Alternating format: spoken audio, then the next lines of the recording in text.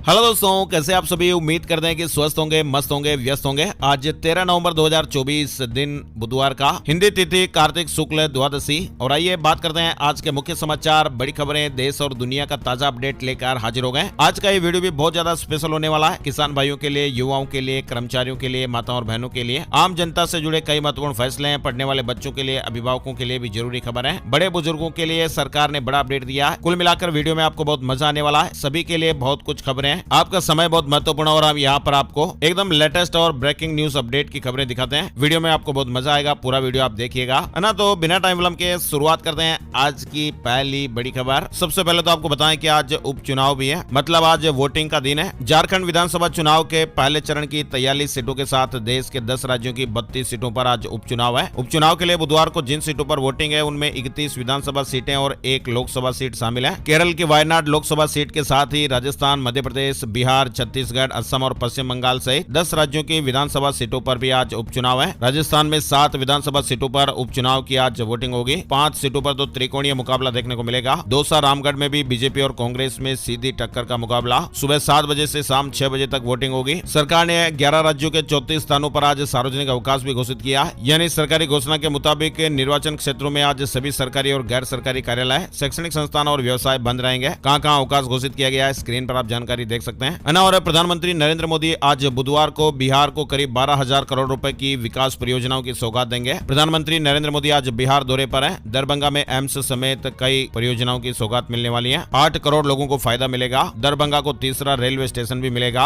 और प्रधानमंत्री नरेंद्र मोदी G20 शिखर सम्मेलन में हिस्सा लेने के लिए ब्राजील जाएंगे। नाइजीरिया का दौरा भी करेंगे। दरअसल प्रधानमंत्री नरेंद्र मोदी 6 दिवसीय विदेश दौरे पर जाने वाले हैं। विदेश मंत्रालय ने ऑफिशियल कार्यक्रम की जानकारी शेयर कर दी है। पीएम मोदी के प्रमुख कार्यक्रमों के बारे में विदेश मंत्रालय ने कहा कि साल 1968 के बाद पहली बार कोई भारतीय प्रधानमंत्री गुयाना दौरे पर जाएगा। आपको बताएं, इस साल G20 शिखर सम्मेलन की मेजबानी ब्राजील देश कर रहा है। करंट अफेयर्स के लिहाज से भी ये जानकारी महत्वपूर्ण है। इस साल G20 शिखर सम्मेलन की मेजबानी ब्राजील कर रहा है और इसमें भारत की तरफ से हिस्सा लेने के लिए प्रधानमंत्री नरेंद्र मोदी ब्राजील दौरे पर 18-19 नवंबर को जाएंगे। इसके अलावा पीएम मोदी नाइजीरिया और गुयाना का दौरा भी करेंगे। और पीएम मोदी ने कहा कि कांग्रेस देश को कमजोर करने का मौका नहीं छोड़ दी। ये कश्मीर में 370 की वापसी के लिए प्रस्ताव लाए। पाकिस्तान भी यही चाहता है। दरअसल प्रधानमंत्री नरेंद्र मोदी मंगलवार को महाराष्ट्र के चंद्रपुर पहुंचे और यहां उन्होंने चिमूर में कहा, हमने जम्मू कश्मीर से 370 को खत्म किया है। कश्मीर को भारत और भारत के संविधान से पूरी तरह जोड़ा, लेकिन कांग्रेस और उसके साथी कश्मीर में फिर से 370 लागू करने के लिए प्रस्ताव पास कर रहे हैं और ये लोग वो काम कर रहे हैं जो पाकिस्तान चाहता है। और स्टारलिंक की भारत में एंट्री लगभग तय हो गई है। सिंधिया ने कहा कि डेटा सिक्योरिटी रूल्स माने तो लाइसेंस मिलेगा। नियमों पर कंपनी पहले से सहमत है। एलन मस्क की सैटेलाइट ब्रॉडबैंड कंपनी स्टारलिंक जल्द ही भारत में इंटरनेट सर्विस प्रोवाइडिंग करना शुरू कर सकती है। केंद्रीय संचार मंत्री ज्योतिरादित्य सिंधिया ने मंगलवार को कहा कि हम किसी भी कंपनी को लाइसेंस देने के लिए तैयार हैं, लेकिन स्टारलिंक हो या कोई अन्य कंपनी, सभी को हमारे सिक्योरिटी और अन्य नियमों को मानने के लिए तैयार रहना होगा।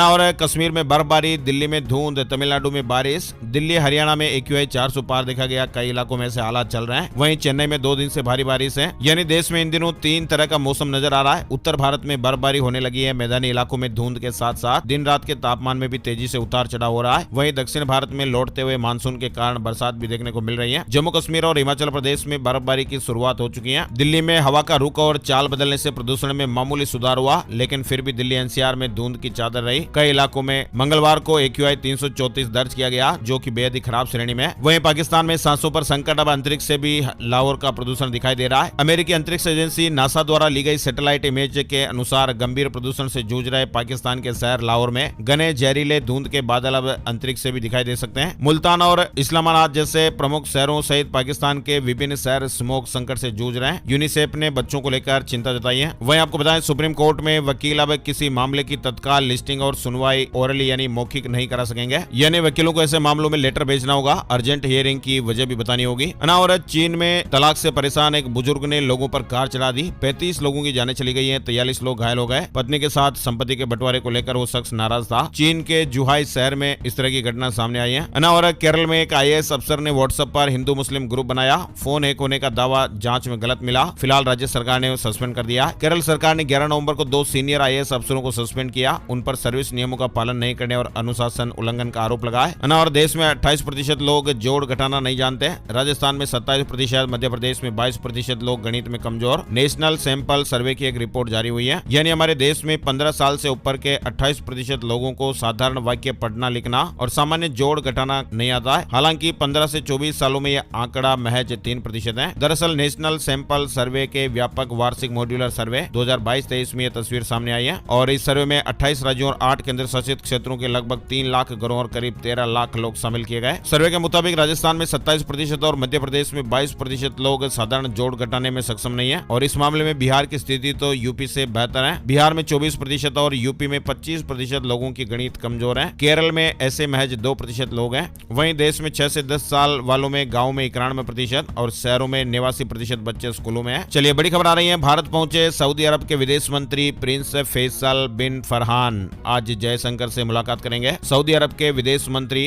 2 दिवसीय आधिकारिक यात्रा पर भारत पहुंचे हैं। वहीं आपको बताएं अहमदाबाद के एक प्राइवेट हॉस्पिटल ने 7 मरीजों की बिना अनुमति के एंजियोप्लास्टी कर दी। बताया जा रहा है कि इनमें से 2 लोगों की जानें चली गई। 5 मरीज फिलहाल आईसीयू में भर्ती हैं। चलिए बड़ी खबर देखिए। भारतीय रिजर्व बैंक ने मंगलवार को एक बैंक का लाइसेंस कैंसिल कर दिया है और बैंक के पास पूंजी से जुड़ी दिक्कतों का पता चलने पर आरबीआई ने यह फैसला लिया। केंद्रीय बैंक ने विजयवाड़ा बेस्ड एक बैंक का लाइसेंस कैंसिल किया है। आरबीआई ने दुर्गा कोऑपरेटिव अर्बन बैंक का लाइसेंस कैंसिल कर दिया है। बैंक के पास पर्याप्त मात्रा में पूंजी की कमी थी। बैंक को 12 नवंबर 2024 से ही कारोबार बंद करने के निर्देश जारी हो गए। आरबीआई के इस आदेश के मुताबिक बैंक का लाइसेंस कैंसिल होने से अब उसके करीब 4% ग्राहकों को नुकसान हो सकता है। हालांकि खबर अच्छी यह है कि 95.8% ग्राहकों पर इस फैसले का कोई असर नहीं होगा, यानी बैंक में जमा उनकी रकम पूरी की पूरी उन्हें वापस मिल जाएगी। यानी बैंक में जो हमारे पैसे जमा होते हैं उसका जो इंश्योरेंस होता है DICGC। देश में लोगों को बैंक में उनकी 5 लाख रुपए तक की कुल जमा पर बीमा सुरक्षा मिलती है और 5 लाख रुपए से अगर आपके ज्यादा जमा है तो फिर उनका भगवान ही मालिक है। बीमा सुरक्षा आपको केवल 5 लाख रुपए तक की जमा राशि पर ही मिलेगी। 6 लाख रुपए है तो हो सकता है कि वो 6 लाख रुपए आपको मिल जाए या 5 लाख तो आपको मिल जाएंगे और 1 लाख रुपए आपके हो सकता है डूब जाए। चलिए बड़ी खबर देखिए। 10.5 करोड़ बैंक अकाउंट को लेकर बड़ा अपडेट जो हमने आपको कल वाले वीडियो में भी बताया था। दरअसल सरकार ने भी हाल ही में एक अपडेट जारी किया है। केंद्र सरकार ने कहा कि 10 करोड़ से ज्यादा ऐसे बैंक अकाउंट है जिनमें वापस केवाईसी की जाएगी। तो अगर आपके मोबाइल फोन पर भी कोई SMS वगैरह केवाईसी को लेकर आता है तो आप अपने बैंक ब्रांच में जरूर जाएं, केवाईसी कंप्लीट करें, अपडेट करें।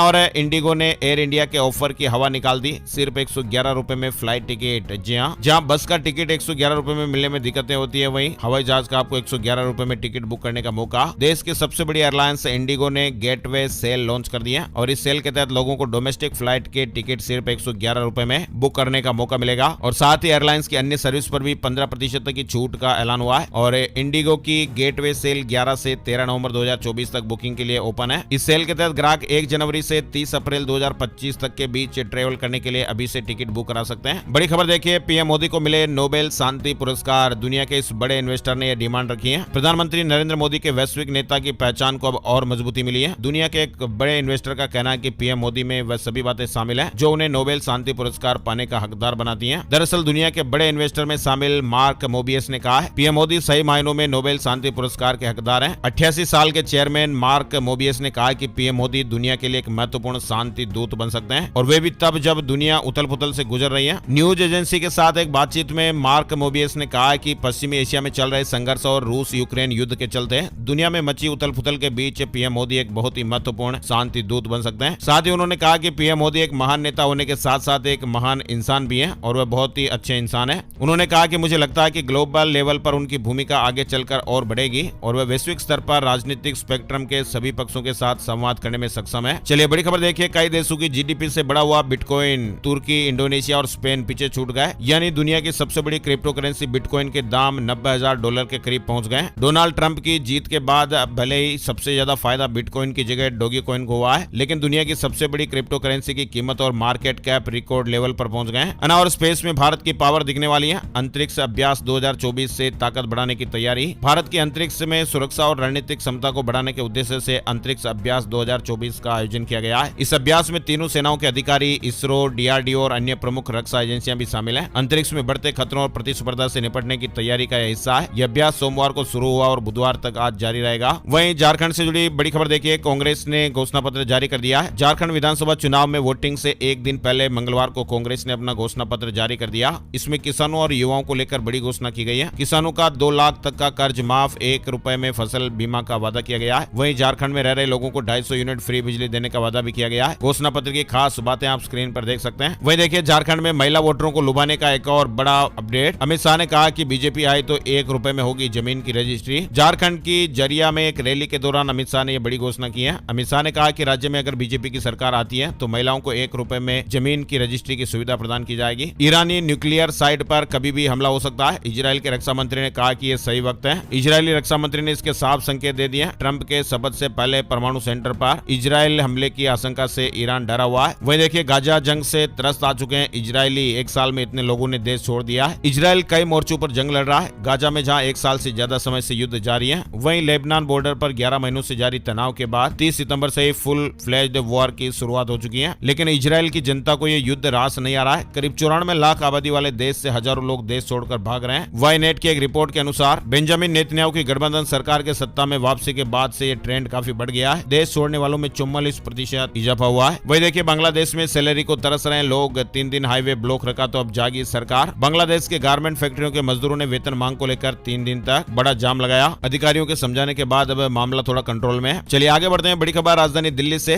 दिल्ली के उपराज्यपाल वीके सक्सेना ने 2346 होमगार्ड को तत्काल नियुक्त करने का आदेश दिया है। इन होमगार्ड ने अपनी शारीरिक माप और दक्षता परीक्षा और लिखित परीक्षा भी पास कर ली है। और एक बड़ी अलर्ट करने वाली खबर है। फ्लैट में गांजे की खेती हो रही थी। ये खबर आई है ग्रेटर नोएडा से। ग्रेटर नोएडा के एक फ्लैट में गांजे की खेती मिलने से हड़कंप मच गया। फ्लैट में उन्नत तकनीक से गांजे की खेती की जा रही थी। फिलहाल पुलिस ने खेती करने वाले आरोपी को गिरफ्तार कर लिया है और पूछताछ में उसने कई सारी हैरान करने वाली बातें बताई हैं। 4 BHK फ्लैट किराए पर लिया। विदेशी वेबसाइट सीडमैन से ऑनलाइन बीज भी खरीदे। गमलों में कैनाबिस के पौधे लगाए। एसी की मदद से एक निश्चित तापमान पर फसलें तैयार की। एक पौधे पर 7,000 रुपए तक खर्च कर डाले। स्कूली छात्र और नौकरी करने वालों को सप्लाई किया जाता था। आरोपी जिस तरह से गांजे की खेती कर रहा था उसे तैयार करने में करीब 100 दिन लग जाते हैं। और आरोपी के फ्लैट से मौके से गांजे के तैयार किए गए 80 पौधे गमले समेत बरामद किए गए। और आरोपी अगर इसे मार्केट में बेचता तो करीब 48 लाख रुपए उनको मिल जाते हैं। और फिलहाल वो होने को टाल नहीं पाया और पुलिस के हत्थे चढ़ गया। चलिए आगे बढ़ते हैं। बड़ी खबर देखिए परीक्षा तंत्र में बड़ा बदलाव होगा। जनवरी से शून्य त्रुटि प्रवेश परीक्षा प्रक्रिया लागू करेगी सरकार। पढ़ने वाले बच्चों और अभिभावकों के लिए जरूरी खबर आई है। केंद्र सरकार ने अब शून्य त्रुटि प्रवेश परीक्षा की दिशा में कदम बढ़ाने का निर्णय लिया है। केंद्रीय शिक्षा मंत्री धर्मेंद्र प्रधान ने इस संबंध में मंगलवार को महत्वपूर्ण घोषणा की। उन्होंने बताया कि सरकार जनवरी से विभिन्न प्रवेश परीक्षाओं में सुधार लागू करने जा रही है। बड़ी खबर देखिए गाजियाबाद के साहिबाबाद स्टेशन से पूर्वी दिल्ली के न्यू अशोकनगर स्टेशन तक नमो भारत ट्रेन का ट्रायल अंतिम चरण में है। अधिकारी कह रहे हैं कि अगले साल जनवरी में न्यू अशोकनगर से नमो भारत ट्रेन का संचालन शुरू कर दिया जाएगा। वहीं कस्टम विभाग ने दिल्ली IGI एयरपोर्ट पर बड़ी कार्रवाई की है। 29 करोड़ से अधिक के हेरोइन के साथ एक व्यक्ति को पकड़ा गया। और केंद्र सरकार ने बड़ा कदम उठाया है। CISF की पहली महिला रिजर्व बटालियन को मंजूरी दी गई है। केंद्र सरकार ने केंद्रीय औद्योगिक सुरक्षा बल CISF को लेकर यह महत्वपूर्ण फैसला किया है। बताया जा रहा है कि इस बटालियन में 1000 से ज्यादा महिला कर्मी मौजूद होंगे। गृह मंत्रालय ने इसका आदेश जारी कर दिया है। एक वरिष्ठ कमांडेंट श्रेणी के अधिकारी के नेतृत्व में कुल 1025 महिला सिपाही होंगे। वहीं हरियाणा सरकार ने लागू की नई नियमावली। वृद्धों को लाभ मिलेगा। हरियाणा सरकार ने बड़े बुजुर्गों वृद्धों की जरूरतों को ध्यान में रखते हुए रिटायरमेंट हाउसिंग के लिए एक नई नियमावली लागू की है। और इस नीति का उद्देश्य वृद्ध नागरिकों को सुरक्षित और सुसज्जित आवास सुविधा प्रदान करना है, जहां पर वे स्वतंत्र और गरिमामय जीवन जी पाएंगे। नियमावली का उद्देश्य रहेगा कि बढ़ती उम्र और एकल परिवारों के चलन को देखते हुए वरिष्ठ नागरिकों को ऐसी जगह की आवश्यकता है जहां वे अपने दैनिक जीवन में निर्भर न रहें। और ट्रेन सीट अवेलेबिलिटी को लेकर यह बड़ी खबर देखिए। अब चार्ट बनने के बाद भी मिल जाएगी खाली बर्थ की जानकारी। रेलवे ने गजब का उपाय निकाला है। हाजीपुर रेलवे जोन के 5वें रेल मंडल में अब फेसबुक और X यानी ट्विटर पर ट्रेन की खाली सीट के बारे में जानकारी दी जाएगी। अब 4 घंटे पहले ट्रेन की खाली सीटों के बारे में यात्रियों को घर बैठे ही पता चल जाएगा। यानी जान पाएंगे कि कौन सी ट्रेन में किस क्लास में कितनी सीटें खाली हैं। और 2030 तक नए मुकाम पर होगी भारत और रूस की दोस्ती। $100 अरब का व्यापार होगा। एस जयशंकर ने कहा कि भारत ने मेक इन इंडिया कार्यक्रम में रूस की बढ़ती रुचि को देखा है और इससे दोनों पक्षों के बीच संयुक्त उद्यमों और अन्य प्रकार के सहयोग को बढ़ावा मिलेगा। ऑनलाइन खाद्य सामग्री पहुंचाने वाली कंपनियों को दिशा निर्देश जारी किए गए। मंगलवार को बैठक भी हुई। खाद्य सामग्रियों की भ्रामक जानकारी देने पर आगाह किया गया है और जो बाहर लेबल पर चीजें हैं वो खाद्य सामग्री के अंदर भी रहनी चाहिए। और भी कई निर्देश जारी हुए हैं। और मध्य प्रदेश में प्राइवेट स्कूलों की मनमानी पर कड़ी कार्रवाई की जा रही है और इसकी शुरुआत जबलपुर से हुई, जहां फीस वृद्धि और फर्जी पुस्तकों को पाठ्यक्रम में शामिल करने के मामले में जिला प्रशासन ने जबरदस्त सख्ती दिखाई थी। MP में प्राइवेट स्कूलों पर कड़ी कार्रवाई। मनमानी फीस और फर्जी पुस्तकों पर हाईकोर्ट का सख्त आदेश भी आया है। वहीं देखिए मेंस्ट्रुअल हाइजीन पॉलिसी पर केंद्र की मंजूरी। स्कूल जाने वाली छात्राओं के लिए पॉलिसी बनाई। रिपोर्ट्स के मुताबिक 50 करोड़ महिलाओं तक कभी नहीं पहुंचते पैड से। दरअसल सरकार ने सुप्रीम कोर्ट के 10 अप्रैल 2023 के एक आदेश का हवाला देते हुए स्कूल जाने वाली छात्राओं के लिए मेंस्ट्रुअल हाइजीन पॉलिसी को 2 नवंबर से मंजूरी दे दी है। दरअसल हुआ क्या था कि 10 अप्रैल 2023 को सुप्रीम कोर्ट में कांग्रेस लीडर और सोशल एक्टिविस्ट जया ठाकुर ने एक जनहित याचिका लगाई थी, जिसमें केंद्र और राज्य सरकारों से क्लास 6 से 12वीं तक की छात्राओं को मुफ्त सैनिटरी पैड उपलब्ध कराने और इसके साथ ही सभी गवर्नमेंट और गवर्नमेंट की मदद से चलने वाले प्राइवेट स्कूलों स्कूलों में लड़कियों के लिए अलग टॉयलेट की सुविधा की अपील की गई थी और इसी अपील को देखते हुए ये पॉलिसी बनाई गई है। उत्तर प्रदेश के प्रयागराज में 20,000 छात्रों ने कहा हक मिलने तक नहीं हटेंगे। प्रयागराज में लोक सेवा आयोग कार्यालय के सामने 20,000 छात्रों का प्रदर्शन दूसरे दिन भी जारी रहा। अक्टूबर में रिटेल महंगाई बढ़कर 6.21% पर पहुंच गई है और ये 14 महीने में सबसे ज्यादा है। सब्जी, फल और मीट तक के दाम बढ़ गए। पंजाब में उपराष्ट्रपति के फ्लाइट की इमरजेंसी लैंडिंग करानी पड़ी। विजिबिलिटी कम होने के कारण 1 घंटा आसमान में घूमता रहा विमान। अमृतसर में इमरजेंसी लैंडिंग करवाई गई। हुंडई इंडिया का दूसरी तिमाही में मुनाफा 16% कम हुआ है और ये 1375 करोड़ रुपए रहा। आज से ओपन होगा जिंका लॉजिस्टिक्स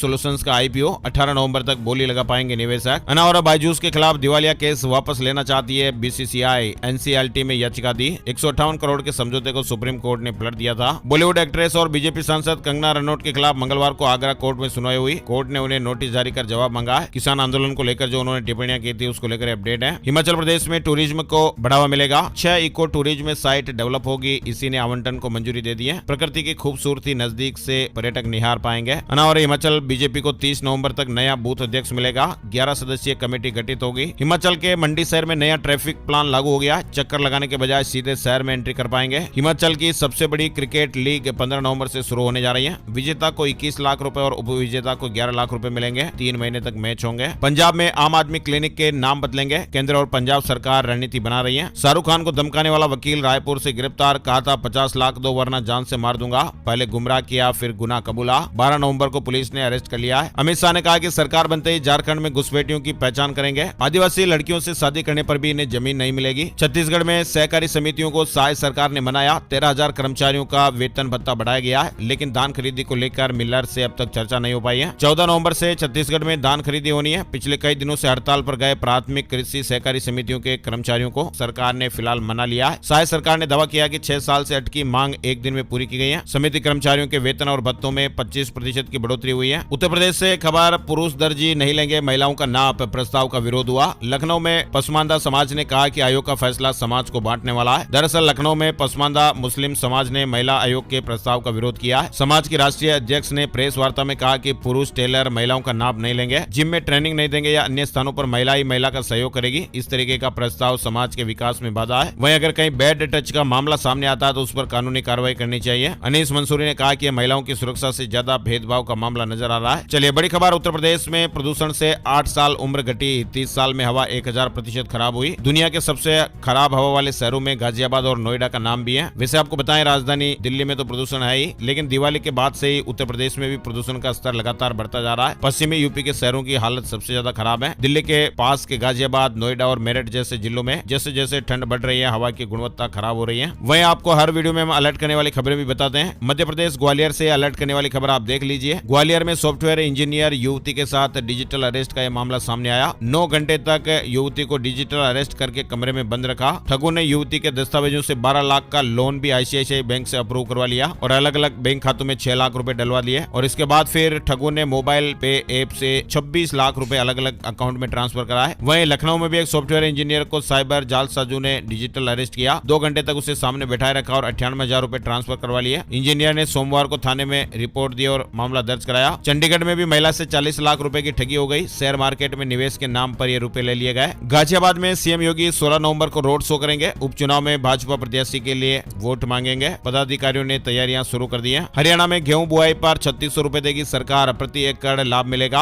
8 जिलों के किसानों को 25 तारीख तक आवेदन करना है। यानी हरियाणा सरकार गेहूं की बुआई पर किसानों को 3600 रुपए प्रति एकड़ अनुदान दे रही है। सरकार की खाद्य पोषण सुरक्षा गेहूं स्कीम के तहत यह फैसला लिया गया है। हरियाणा के 8 जिलों के किसान भाइयों को इसका फायदा मिलेगा। वहीं देखिए, हरियाणा में भूकंप के झटके भी महसूस हुए। घरों में पंखे हिल गए, कंपन हुआ तो लोग सहम गए, बाहर भी दौड़े। 12 जिले संवेदनशील जोन में आपको बताएं। हरियाणा में मंगलवार को सुबह 7:50 पर यह भूकंप के झटके महसूस हुए। रोहतक जिले और उसके आसपास के जिलों में ये झटके महसूस किए गए। भूकंप की तीव्रता 3 रही। हिमाचल प्रदेश से जुड़ी खबर है। मिड डे मील वर्कर को 6 माह बाद देना होगा फिटनेस सर्टिफिकेट। स्वच्छता का भी विशेष ध्यान रखना पड़ेगा। हिमाचल प्रदेश में अब हर 6 महीने बाद सरकारी स्कूलों में काम करने वाले मिड डे मील वर्करों को फिटनेस सर्टिफिकेट देना पड़ेगा। स्कूलों में मिड डे मील के तहत तैनात कर्मचारियों को हर 6 महीने बाद अपने स्वास्थ्य की जांच भी करवानी पड़ेगी। सीए परीक्षाओं को लेकर अपडेट आ रहा है। Institute of chartered accountants of India यानी ICAI ने सीए फाउंडेशन इंटरमीडिएट 2025 जनवरी परीक्षा के लिए रजिस्ट्रेशन प्रक्रिया शुरू कर दी है। अंतिम तारीख 23 नवंबर है। राजस्थान न्यूज अपडेट में देखिए, मुख्यमंत्री भजनलाल शर्मा के नेतृत्व में राज्य सरकार अपनी पहली वर्षगांठ से पहले